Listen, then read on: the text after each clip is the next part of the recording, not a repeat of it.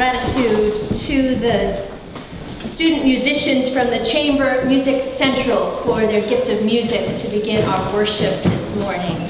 We are so glad to have them with us. Good morning, Saugatuck Church. Good morning.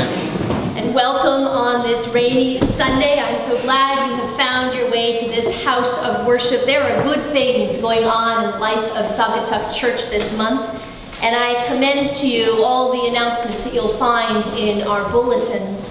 If you are a visitor this morning, a first-timer or a sometime-er, particularly warm welcome to you. I invite you to find the Visitor Day cards that are in the pews. And if you'd like to know more about the life of the church or be included on our email list, to fill out the bottom portion of that, you can tear it off and put it in the offering plate when it comes around.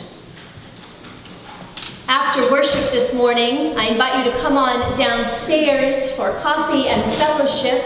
The back door is closed at the moment. We're doing some repairs after a burst pipe. So I invite you to find your way downstairs by going through these doors and down 2 flights to Hoskins Hall, which is the room just underneath the sanctuary, or if you prefer, come through this door and down the elevator. Either way, there will be food and good conversation waiting for you.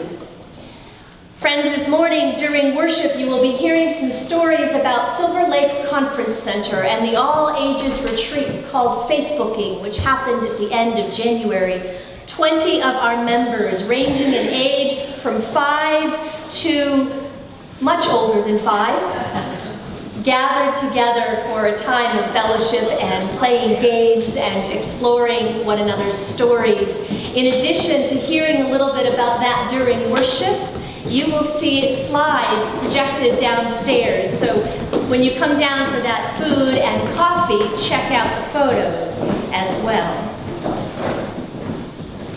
And then I hope you'll all come back later today for the next in our series of concerts offered in collaboration with the Westport Library. This time a concert of steel drums, Caribbean style, to warm you up on a dreary February day. We'll be here in the sanctuary at 2 o'clock. And then if you're feeling industrious, at 3 o'clock over at the Methodist Church, our Interfaith Council is hosting a panel conversation called Welcoming the Stranger, which is an opportunity to hear about and reflect on the role of sanctuary in churches and in cities who are struggling to respond to the refugee crisis in our world. So come on over and hear from those who are involved in sanctuary in one way or another. You'll find the panelists listed in your bulletin if you're curious. Wednesday is the first day of Lent, Ash Wednesday, when we mark the beginning of a 40-day journey toward the cross.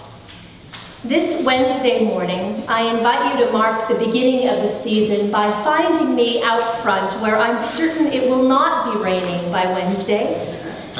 Over by the Labyrinth, between 7:30 and 8:30 a.m., I will be present to impose ashes on any of you who might like to start your day with a few minutes of reflection on the season, a remembering that we are mortal and so invited to live the lives that we have as well as we can. You may come and just receive ashes and then go on to work. You're also invited to linger for a few minutes and walk the labyrinth as a way of practicing prayer on that first day of Lent. So come find me by the bench between 7:30 and 8:30 at any time during that hour on Wednesday. And then next Sunday, I will host the first of 2 after-church Lenten events. This first, a conversation inspired by the work of Atul Gawande, who has written the book, Being Mortal. He invites us to reflect on the most urgent questions that we ask ourselves and our loved ones in times of illness and near the end of our lives, again, so that we can live our lives the best we can. I'll have a video to introduce his thinking, and then we'll have some conversation together. So join me after church next Sunday. Find in your bulletin also an invitation to the women's retreat. So if you're inspired by the stories you hear today about the all-ages retreat at Silver Lake, and you are a woman, or would like to be one for the weekend, sign up for our women's retreat by going online or by finding one of the members of our planning team. They're all listed in the bulletin. The retreat is March 9th through 11th up at Silver Lake. Good news. God's love and grace are all around. That's the theme this year. I'd like to invite forward Lois, who is in there. She is in the room to extend an invitation to you in anticipation of the coming Lenten and then Easter season.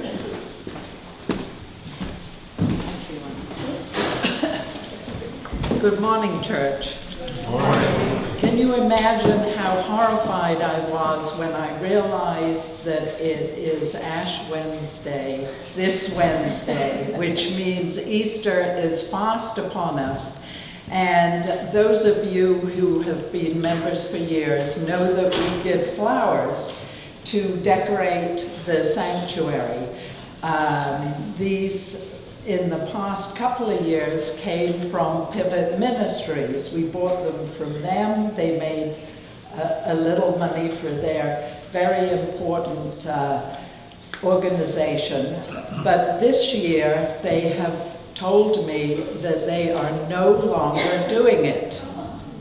So I am horrified and I am wondering where I go for reasonably priced daffodils, hyacinths, and Easter flowers to decorate this sanctuary for Easter. So if anybody has any ideas, please see me afterwards.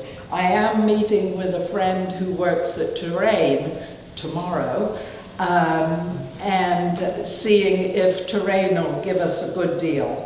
But if anybody knows generous florists who will do that, and for the newcomers, people buy, the members of the congregation buy the pots of bulbs, and they're dedicated to their families, and there will of course be a lot more of this in the bulletins coming forth, and there will be e-blasts, and I'll be up here every week probably begging people to sign up. Will you wear the hat, Lois? Yes, I'll wear the hat with the flowers too. And I would just like to say, I only see one of the performers here, the pianist, but I would like to say how much I enjoyed your performance this morning. I remember learning Marche Militaire by Schubert on the piano when I was probably 8 years old, and it's one of my favorites. Thank you very much. Thank you, Lois.